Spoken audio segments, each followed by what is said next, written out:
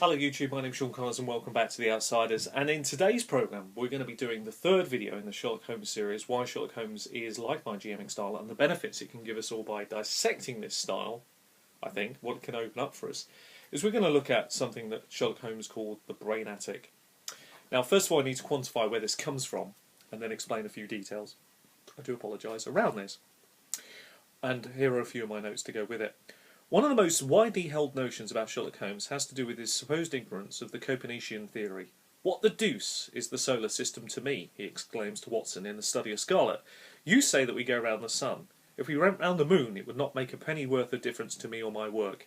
And now that I know that fact, I shall do my best to forget it," he promises. Now we all know that Sherlock Holmes actually did have a sizable working knowledge of astronomy, he proved that on many cases. But he makes this point for a particular reason, I think. And it's all about something he terms the brain attic. Now I need to explain where the brain attic part comes from. It's still in the same piece of work, The Study of Scarlet. But a few moments later he then says this: "I consider that a man's brain originally is like an empty attic, and you have to stock it with such furniture as you choose." This comparison, actually, as it turns out, is remarkably accurate. Subsequent research on memory formation, research and retention has proven it to be a highly amenable to the brain attic analogy. So what happens every day is we have many memories. I'm not going to bore you with the details. We got bombarded with those, and they tend to leave, I believe, everything we experience leaves a mark. However, some of those things are things that are going to be drawn upon a lot of the time.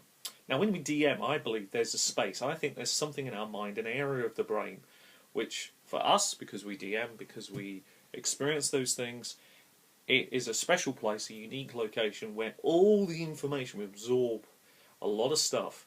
And like Sherlock Holmes' brain attic theory, I think we do take in a lot of information. And what's interesting about this analogy for GMing point of view is Sherlock is very specific. He says that he wants to make sure that he stocks it with exactly the right furniture, the things that are important to him. Now, I think what this really opens up is quite an interesting thing, because it'd be very easy to say what I'm about to say is absolute nonsense, but the truth is, I think we can't run away from the fact. If, for example, as I'm going to go on to quantify this, if, for example, you go on holiday this year, you take photo snaps, and then you go away the next year, and you happen to slip one photo in from one year to the next, and forgot about it, would you be able to immediately spot the differences? Would it be that straightforward?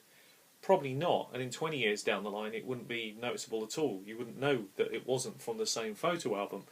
Memories have a way of getting jumbled up, don't they? Things become distorted. You know what it's like when people talk to you about something and say, "Oh, do you remember when we did X, Y, Z?" You haven't got a clue. You don't remember that, because everybody remembers and retains facts in completely different ways.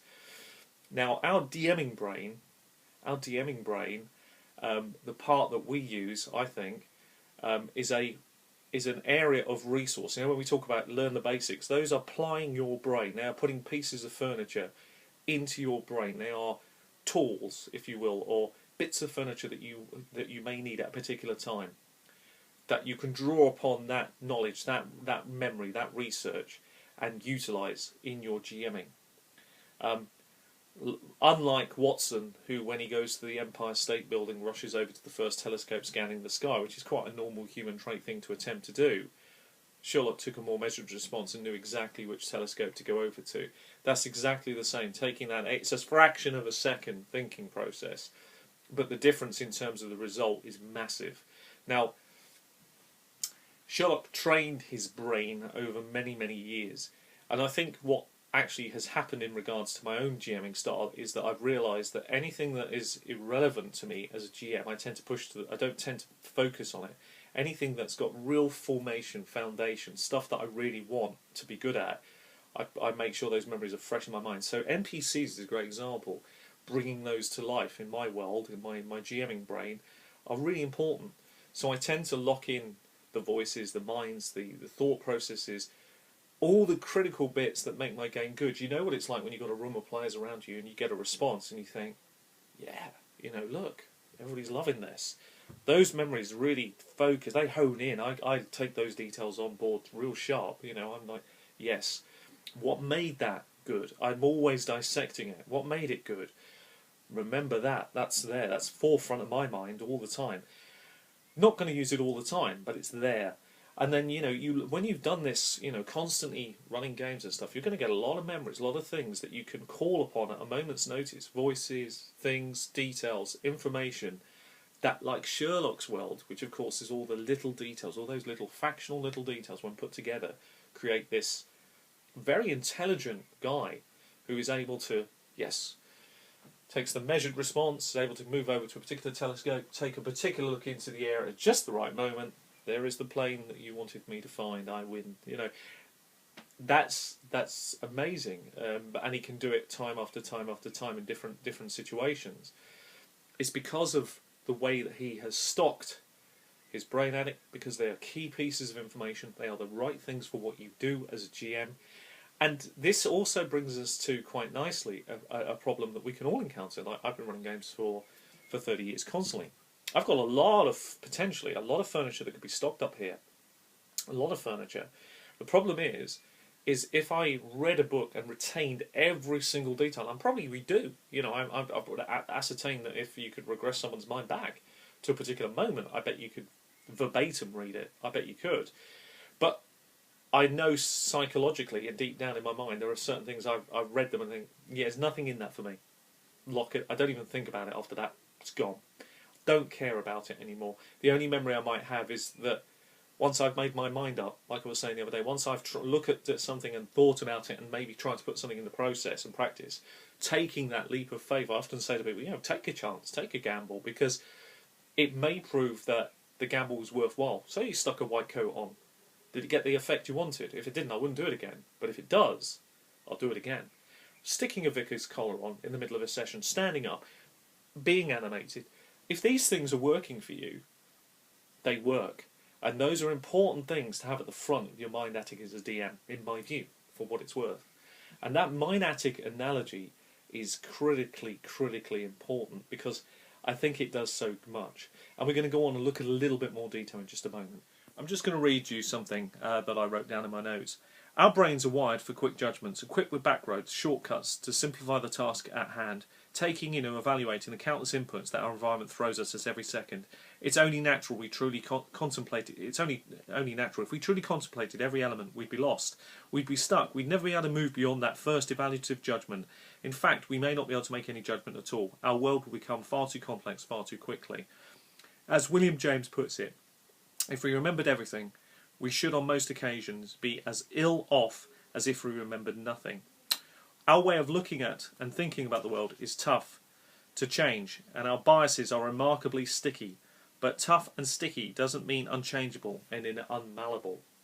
Now, it's hard to think that we have biases as a DM, and this is an important part about understanding the brain attic.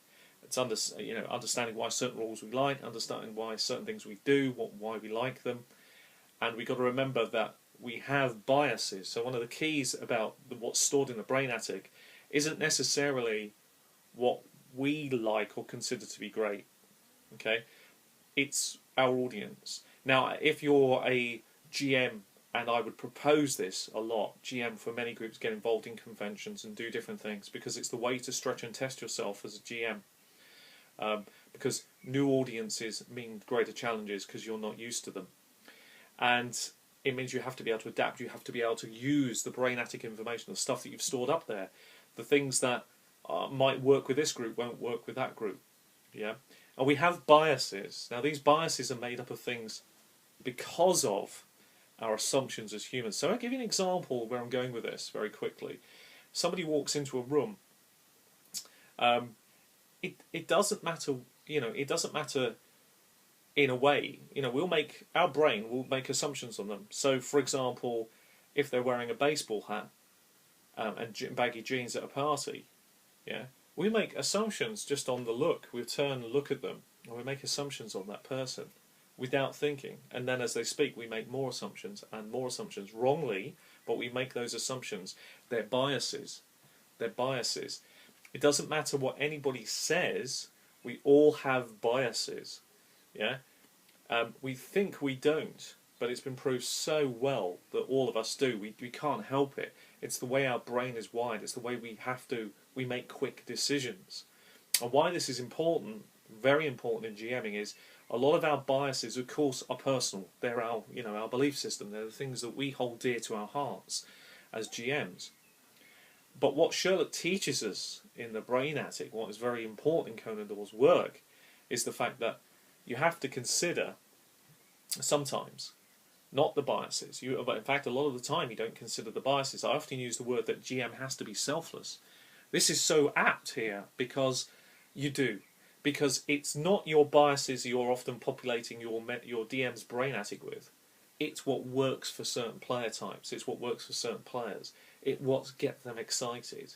They may not be the things that you like, but they're the things that get a result, get the job done, get everybody pumped up, excited, wanting to leave your game saying, do you know what? That was cinematic. That end was great. That really was the best game I played at this convention. That was, for me, the best game I have seen. Those things are really important, yeah? Aren't they? I mean, that's what you GM, isn't it, I think? So, understanding that part of the Brain Attic, and it's a big section, really, is critical, really, to understanding what to populate your mind with.